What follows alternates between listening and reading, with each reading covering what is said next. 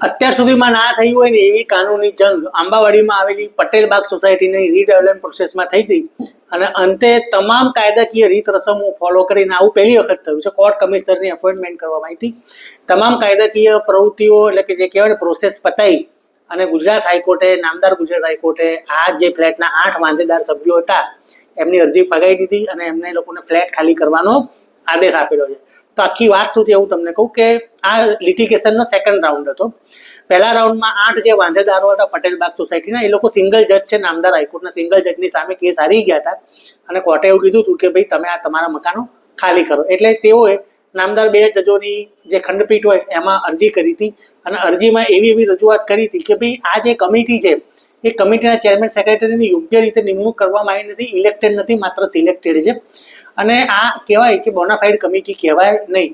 બીજું કે આ ફ્લેટના 192 મેમ્બરો છે એમાંથી 122 લોકો એગ્રી થયા છે એવી વાત છે, પરંતુ જે મિટિંગ બોલાવવામાં આવી હતી રીડેવલપમેન્ટ માટે એમાંથી ફ્લેટના 60 જેટલા સભ્યો તો હાજર રહ્યા જ નહોતા.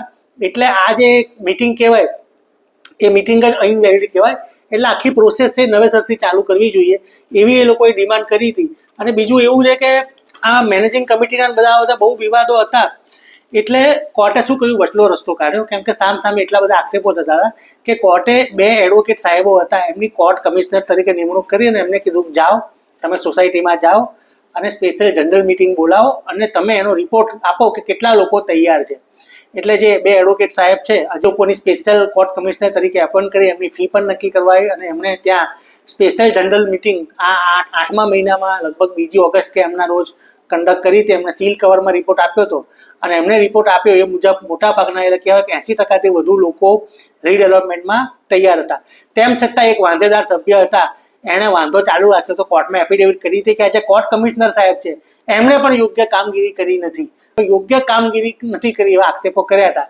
પણ કોર્ટે એમ કીધું કે આ એક જણના કારણે આખું રીડેવલપમેન્ટ અટકાઈ શકાય નહીં અને એમ કરી અને 8 જણની જે અપીલ હતી અપીલો ફગાવી દીધી. એટલે આવો એક મહત્વનો ચુકાદો અગાઉ ના થઈ હોય એવી કાયદાકીય પ્રોસેસના આધારે આપવામાં આવ્યો છે.